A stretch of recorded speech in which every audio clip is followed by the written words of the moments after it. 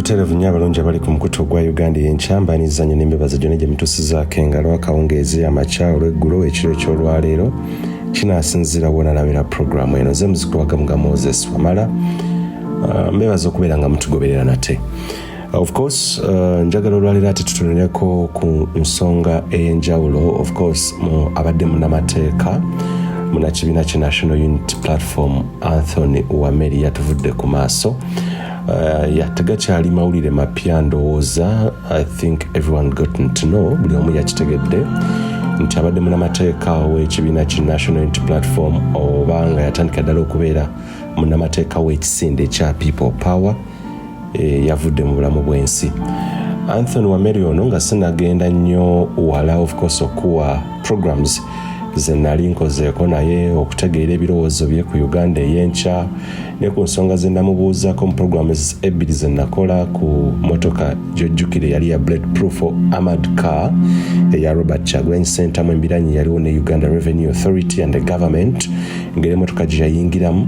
That is one program njina nja kubeera nga mbadizaayooko flashback mu kirabe ne ku case jjukira y'omu ku bannamateeka abaali lined up mu election petition ya Kyagulanyi Ssentamu Robert versus the Electoral Commission, Kyagulanyi Ssentamu Robert versus the Attorney General. Yes, election petition endoza tujijjukira y'omwaka 2021 nga akalulu kawedde. Anthony Wameli yali omu ku bannamateeka naye program of course njirina ngenda bawako flashback okujjukira ku bigambo bye bitontone ne katunuleko in brief ebyobufuzi ku ludda ebyobufuzi Anthony Wameli kyabadde nga bwe nkutegeezera nga bw'okimanyi abadde munnamateeka w'ekibiina kya NUP era oba People Power Movement era nga ye n'abalala bakiikirira of course Kyagulanyi Ssentamu Robert oba ne NUP okubeera nga bagenda maaso okutaasa banna nkyukakyuka okusingira ddala bannakibiina ki NUP okuva mu makomera bangi nnyo abaakwatibwa okuva ddala 2019 2020 mu campaigns ne 2021 abazze babuzibwawo n'abo abazze bateekebwa mu mbuga z'amateeka ku lw'emisango bo gye bagamba nti egibajwetekebwako yabadde munnamateeka waabwe. Jjukira nti era yabadde lead counsel oba munnamateeka wa Robert Kyagulanyi Ssentamu ng'oggyeko ekibiina ki NUP ng'oggyeko People Power Movement era yabadde munnamateeka we ngera bwe nkutegeeza nti mu election petition yatwalibwa mu Supreme Court ey'oku yali erubirira okulangirira nti Robert Kyagulanyi Ssentamu yali awangudde akalulu ako ak'obukulembeze bw'eggwanga okusazaamu ekyali kikoleddwa akakiiko k'ebyokulonda mu January 2021. Yes, akalulu akatwala kagenda maaso mu 14 January 2021 baali no batutte omusango gw'okulaba nga kooti esazaamu kooti ensukkulumu Supreme Court okulaba nga esazaamu akalulu ka Yoweri Kaguta Museveni oba okulangirirwa kwa Yoweri Kaguta Museveni nti wabula balangirwa ba Kyagulanyi Ssentamu kitaasoboka omusango baagujjayo.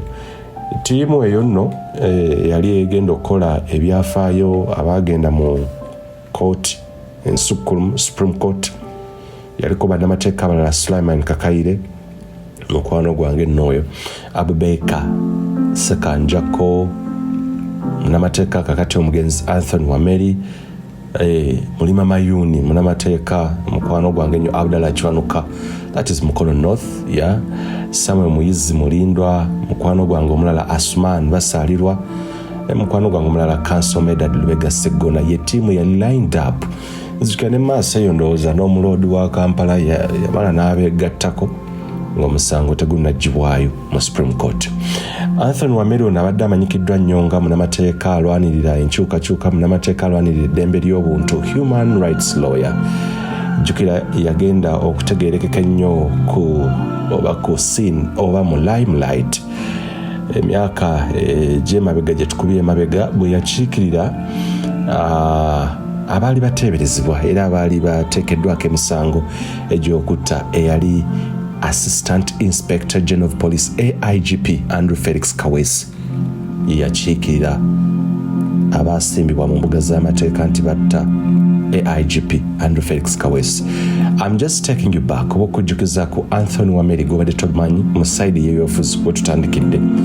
Yatandikira awo era we twamumanyire nnyo si bwe yatandika naye okumumanya enso okumutegeera ennyo nti ddala kituufu Anthony Wameli gy'ali munamateeka w'amaanyi kwe kujja mu kooti ng'awolereza obanga ye munamateeka waabo abaali bagambibwa nti batandu Felix Kaweesi mu 2017.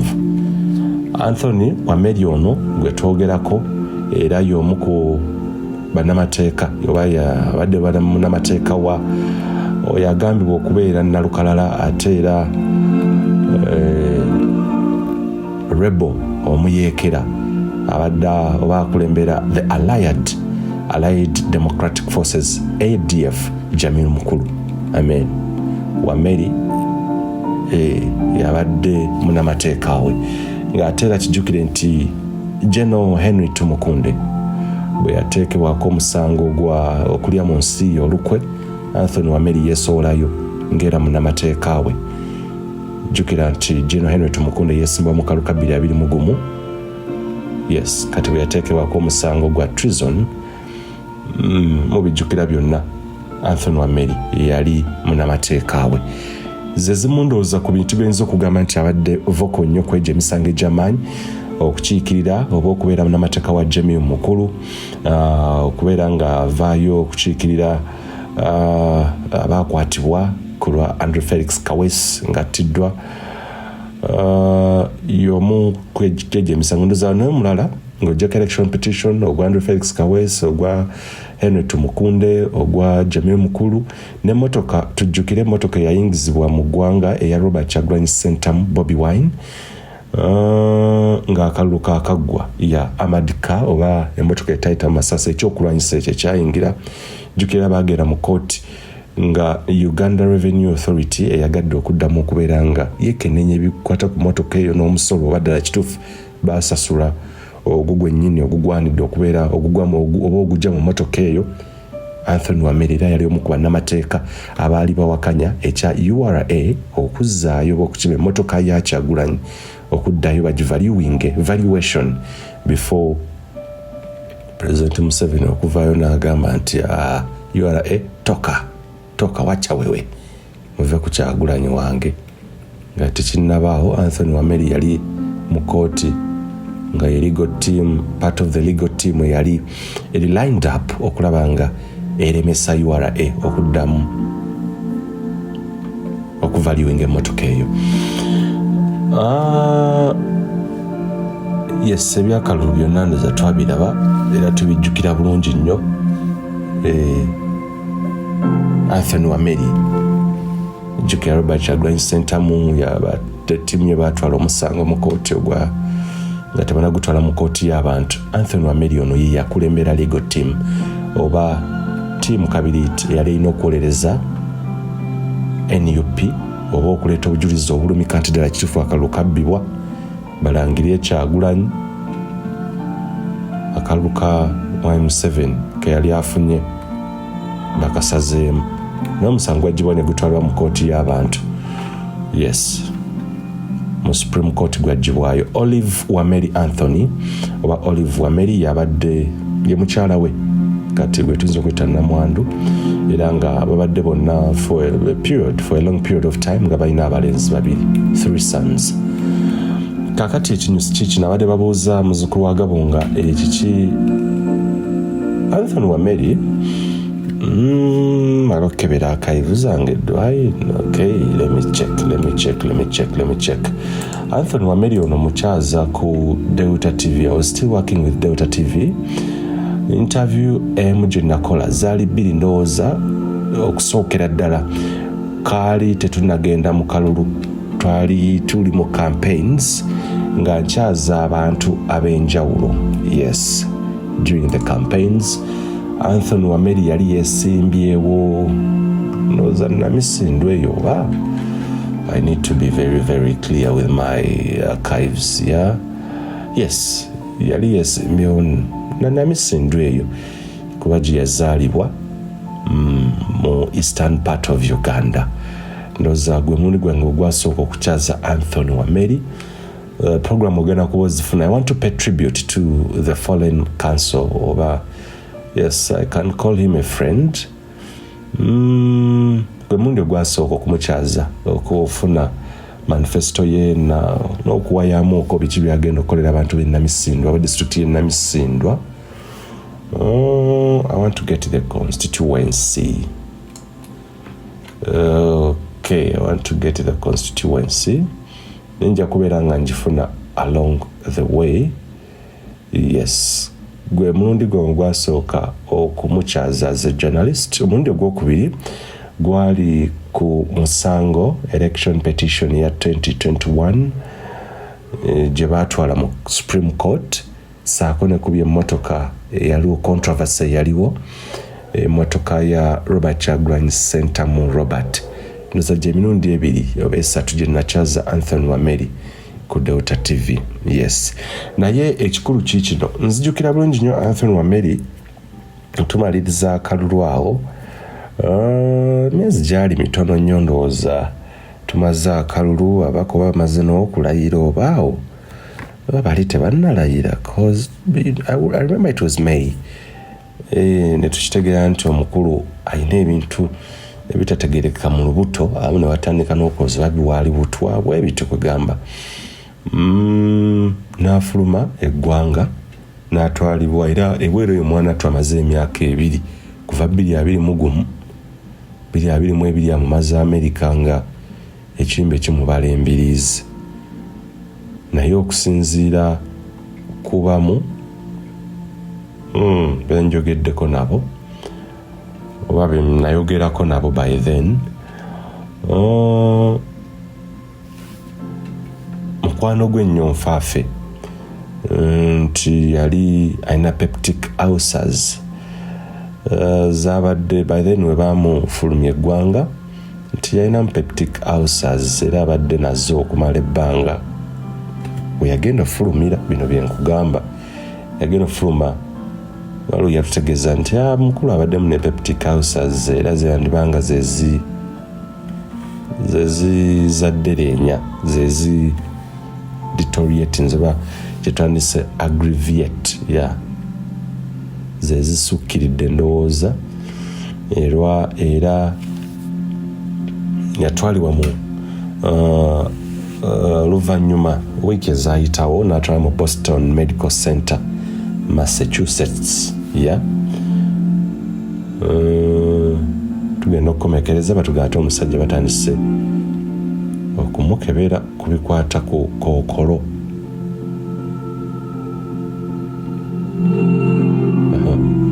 Stage 4 cancer diagnosis. Yes, we are tuusibweyo. So akati tugendeko waneeno katono nnyo. Omukulu ono afiidde mu ggwanga lya America gy'abadde afunira obujjanjabi okuviira ddala mwaka gwa 2021 nga bwe nkutegeezezza. Mu May wa 2021 jjukira nti Anthony Wameli yaliko grade 1 magistrate. Ono nno so yaliko omulamuzi mulamba gw'olaba. Yaliko grade 1 magistrate. Yatwalibwako ekasangati eyo ku St. Anthony Medical Center mu district y'e Wakiso nga baga nti alinamu issues mu lubuto. Era yatwalibwa mu ddwaliro ng'ali mu mbeera si nnungi. Tujjukira mukyala we Olive Wameli gwe yali naye ne tulowooza nti bintu sajja ayinza okuba oba ayinamu kiyegu nakibyo mpola mpola. Naye ate bwe yaleetebwa e Kampala wabula teyasobola kulwamu nnyo. Later on n'atwalibwa n'afulumizibwa ebweru w'eggwanga Boston Medical Center gy'ogambye Massachusetts. Yes. Kyekimu ku ekyo kye tuyinza okubeera nga tuteebereza till we wait for postmortem report or a full report of what really led to his demise. Ekyamuletedde okuva mu bulamu bw'ensi. Ebirala byenyinza okubeera nga nkujjukizaako bino ebitonotono bye tuyinza okubeera nga tumanya. Anthony Wameli abadde munnamateeka omugundiivu ate era nga n'ebyo skills zaine endala za kugonjoola obutakkaanya dispute resolution. simanyi bakose university bachagikole ya conflict resolution. I remember the last time I checked with Mackay University, conflict resolution was abali simanyi nabade ne skill eyo. Yes. Naye ate mu industry gyabaddemu ey'amateeka badde ne obukugu mu litigation, due diligence, litigation support, legal document preparation ne corporate governance. Kati nkulaga the kind of person we've lost, the country has lost. Abadde mediator, yes, abadde muntu nyayagala okutabaganya ate era nga n'endagano zino ezikwatagana ku contract oba eziri contractual abadde mukugu mwezo ze twandise interpersonal skills.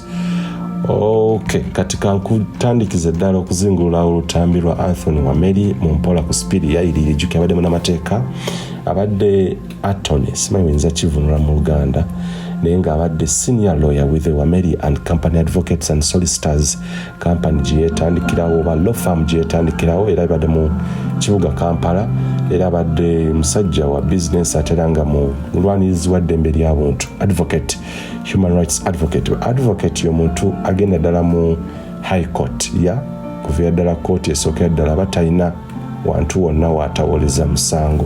So abadde mulwanizi wa ddembe ly'abuntu. Anthony Wameli ono yazaalibwa mu district y'e Namisindwa mu Bugeshu sub-region mu eastern part of Uganda. Wameli yasomerako mu Kamwokya Islamic Nursery and Primary School n'agenda ku City High School e Kololo era gye yava n'agenda Busoga ne Tororo Colleges kulwa okusomera O level. Yes. Oluvannyuma yagenda ku Uganda Matters High School wane Lubaga ku A-level ye. Oluvannyuma n'agenda ku bachelor's degree Mackay University, Bachelor of Arts degree era he pursued education to the end. Yamalako ddala. Batugamba nti Wameli ono abasoma ndooza abaatugendera ku university manyi programs ziba za njawulo emisana eya evening okumakya and what. So yali batugamba ebyomunda yali ku education day program era yali ku sponsorship, private sponsorship, but half sponsored by the university because his mother was a secretary at the School of Education. Yes, Mackay University. So yali yewerera naye nga ekitundu ekirala asobola okubeera nga akolaki kyesasobola okuba mama yali secretary mu School of Education. Yes. Wabula mama we yalinako ekirooto nti olunaku lumu yali alaba mutabani we okubeera omulamuzi. Mama we yalina ekirooto ng'alaba nti one day omwana ono yakatandika university nti luliba olwo mutabani we alibeerako omulamuzi. Yes. Nti his mother saw a big justice. Oh my God. So mama we bwe yalaba omwana we ng'asobola okubeera nga ekirooto ekyasobola okubeera nga kituukiriza n'amugamba nti eri ebyenjigiriza okubeera nga ogenda kubeera musomesa wandibadde okyuka n'ovaayo olina okukyusa course odde mu mateeka. Jjukira wali eri yali mu School of Education lwakuba mama we already gye yali nga ali secretary.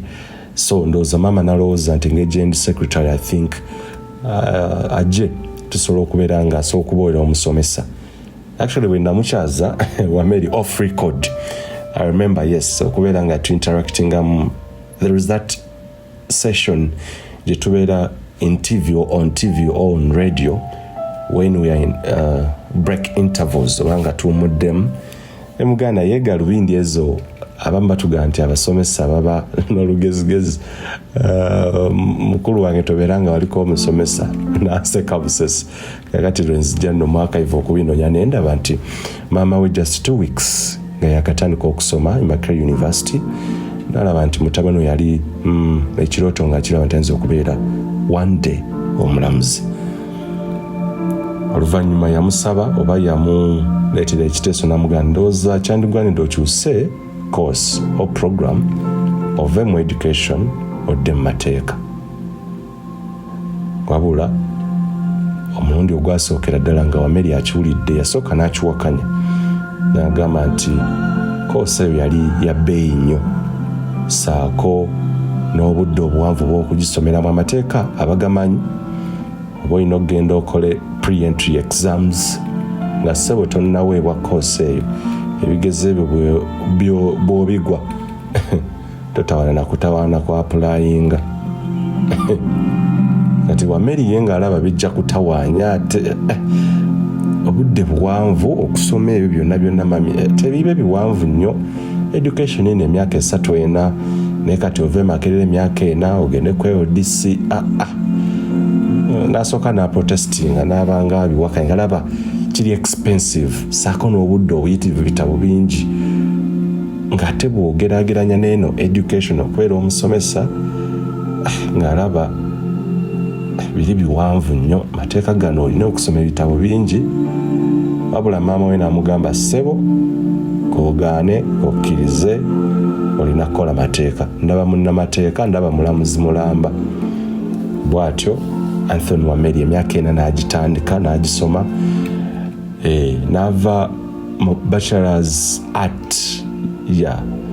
of Arts in Education n'akyusa n'adda mu kyetwandise abamanyi ebintu LLB Bachelor's Degree in Law Makerere University okuva ddala mu mwaka gwa 2000 kutuusa ddala 2004 gy'emyaka 4 olwamala kye yali atya mwana tu ate nga maama kyeyalaba kyali kyamaanyi kyali kituufu nti omutabani yali abisobola mwana tu emyaka 4 omwana n'agikubako.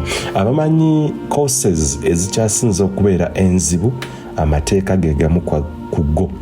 Koose eyo nzibu eyo temala gatomerwa n'obeera ng'oli confident ng'obudde obulina obugenda okusoma bintu bingi bibasoma ebitabo bingi in the 4 years.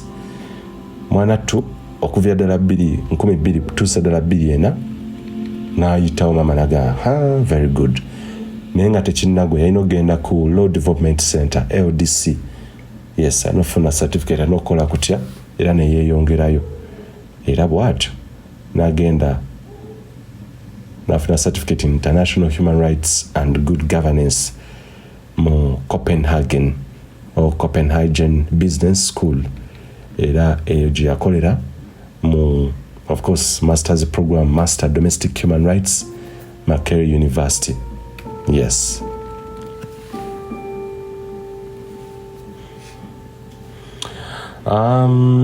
Anthony Wameli ono nga bwe nkutegeeza nti of course ye founding and managing partner of Wameli and Company Advocates law firm ene badde oba employing ne kati wetwogera ba advocates 8. However wagenza okuviira mulambo ensinga atadde omukululo kumpi okubeera nga nakyalinze bannamateeka abasoba mu 13 okuyita mu internships ako n'okuba traininga mu ngeri ez'enjawulo okuviira ddala wabadde mu practice ey'amateeka. Law firm yene ya Wameli and Company Advocates Wameli and Company Advocates yatandika mu August wa 2008. Kakati no kitegeeza nti amateeka Anthony Wameli wagenza ovira mulamu bw'ensi nga savinze over 13 years ne experience oba obumanyirivu bw'obukugu obusukkira ddala mu bintu ebitali bimu ng'era awezezza emisango egiri mu kulya mu nsi olukwesaako n'obwannalukalala terrorism oba obutujju.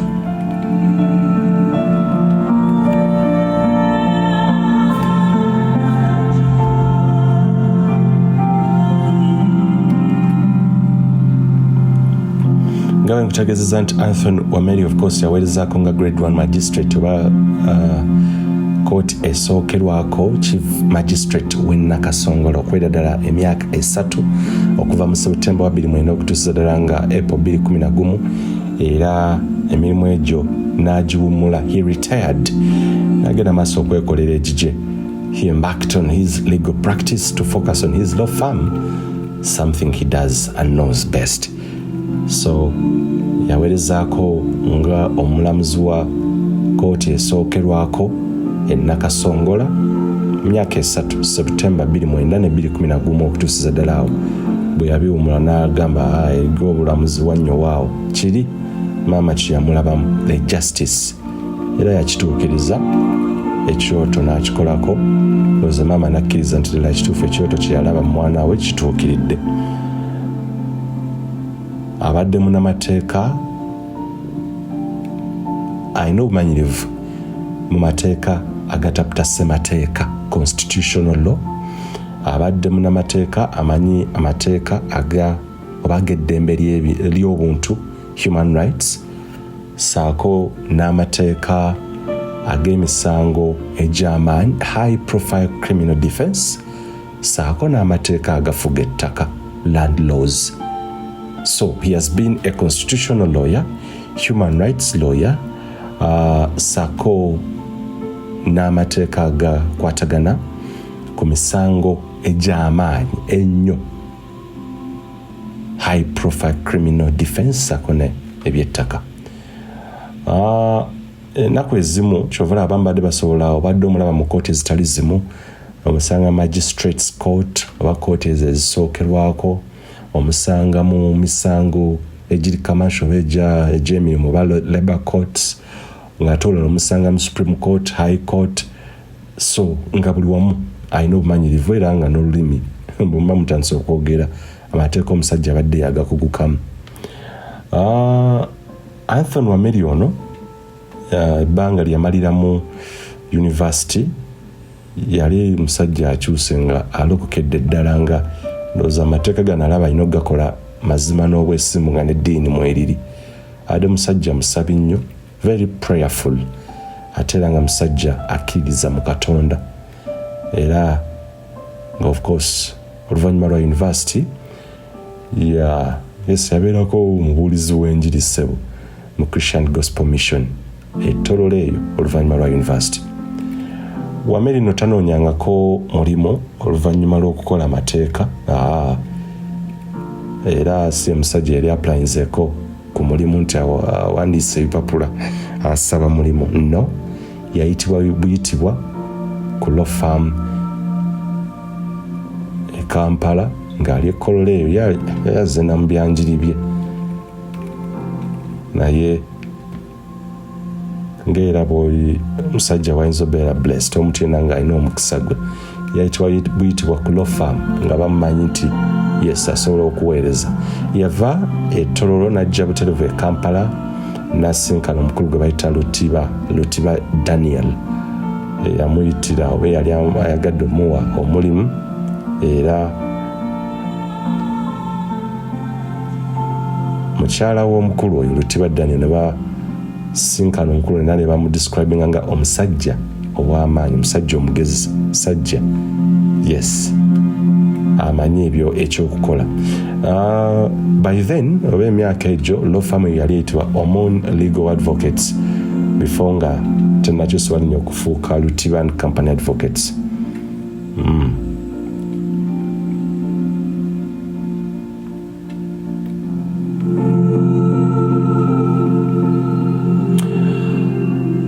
Wameli nga bwe nkutegeeza nti omukulu ono yamuyitira omulimu, yamugaa nti yamubuuza oba ddala kituufu asobola okubeera nga ayagala okukola obeera asobola okukola.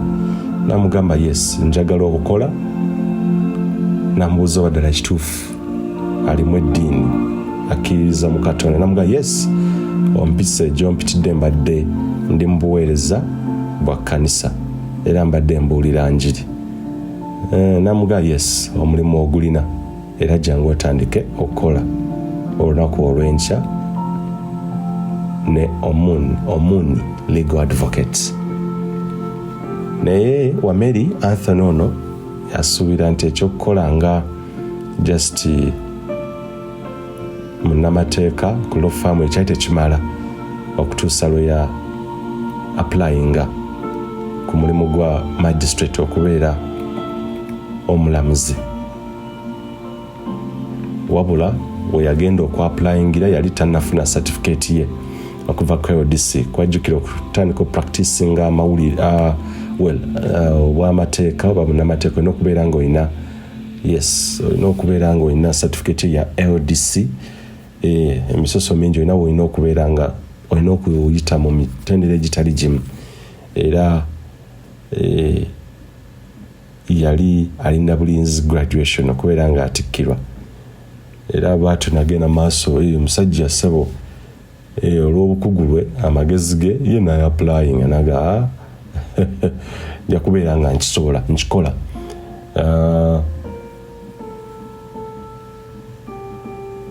kugamba yagenda okudropinga oba okwagala okutandika okubeera nga abeera magistrate. Yes, yalina ebyali bibulako naye olw'okukkiriza kwe oluvannyuma lwe yagenda maaso okubeera nga atikkirwa mwanattu era yafuna yagenda maaso n'abeera advocate of the high court ng'ate era akolera kampani ye eya Wameli and Company Advocates. Yali kwegamba yassaayo dda okusaba kwe naye okukkiriza kwe era oluvannyuma lw'emyaka 2 ng'amaze okubeera nga agraduatinga ku LDC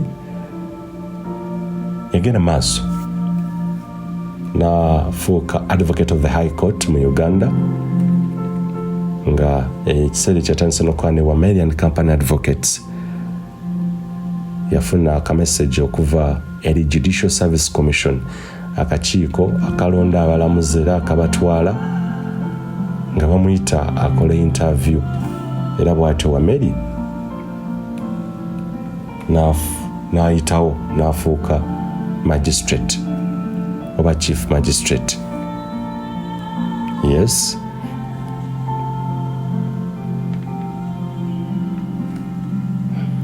bwe yafuuka no magistrate yalowooza nti musajja wattu wanaabayo omuntu anajja agula ero faamu ye kuba yajjukira yali atandise okukola mu faamu ye ng'aweereza n'abantu ate nga atandise n'okufuna ssente naye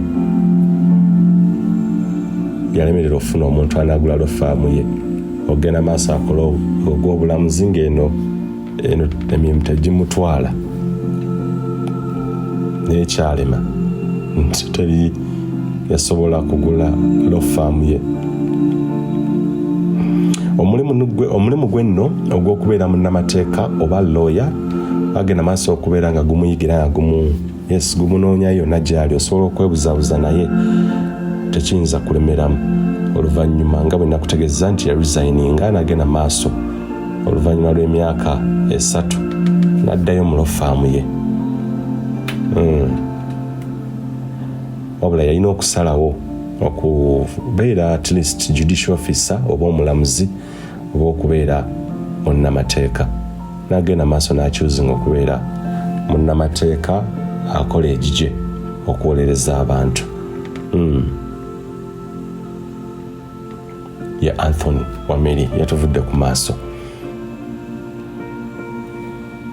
Byebimu ku ebyo ebitonotono by'oyinza okugamba nti by'oyinza oba byetuyinza okujjukira ku Anthony Wameli.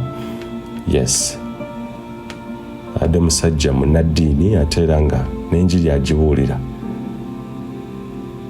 Jjukira yaweerezaako nnyo mu Ebenezer Christian Fellowship e Kanyanya, so abadde musajja munnaddiini, adde musajja ayagala Katonda. Ebirala bye nninza okubeera nga nkuwandooza bye bya Anthony Wameli bye nayogerako naye bwe yali azze ku Delta TV ankyaliddeko n'ebi interactions zaffe ze twalina. Tegwande kuva ku mukutu programu ezogenda kubeera nga ozifuna. Katsoke tuyimiremu katono ze muzikuwaga nga mwezi wamala ngenda kujjaawo ne interactions n'ebigambo by'otalina kwerabira ku Anthony Wameli. Omwoyo gw'omugenzi Mukama agumuze mirembe. Uganda y'enkya. Mu nsi buli omu alina ekirooto kuba kuwaguza kulafuubana n'okulemerako okutuuka ku buwanguzi. Ddala wamma ggwe luba lunaku mulindwa okyasobeddwa ekane mu kibira nga weebuuza omuntu omutuufu anaakutuusa ku makula g'ebirooto byo oba okooye kuferebwa. Kankwanjulire aba Brand Pro Property Services Limited abeegulidde erinnya mu kutuukiriza ebirooto by'abantu ebyekuusa ku ttaka. Bagula wamu n'okutunda ettaka n'amayumba ku buli luguudo lwa Uganda wamu n'okwetooloola ensi yonna byonna mu mawanga agatali gamu nga USA, India wamu ne Bungereza. Tulina estates eziwedde okuzimbibwa. Gano makula bukula weegulire ennyumba ey'ekirooto kyo olwaleero ku bbeeyi esoboka. Naawe anoonyeza okupangisa tuzirina ng'ate tusobola n'okukulaakulanya ettaka, amayumba oba estates zo ne zeegombesa buli muntu. Oyagala saveya oba olina ekizibu kyonna nga kyekuusa ku ttaka, bitukwase g'osirike. Tusangibwa ku MT House ku maliro ogusooka room 5 ewazana ku Entebbe Road okuliraana ekizimbe kya Muguluma Empire. Osobola okutukubira oba okutuweereza obubaka ku WhatsApp namba zaffe 0773 216 584 oba 0703 824 Note 79 ne ku website www.brandpro.co.ug. ate mwe bankuba kyeyo ebyammwe byateredde anti osobola okugula poloti oba okufuna ennyumba n'okomawo nga buli kimu kiri malidaadi saana. Sebatuka abafera olwaleero ng'okolagana ne Brand Pro Property Services Limited tutuukiriza birooto.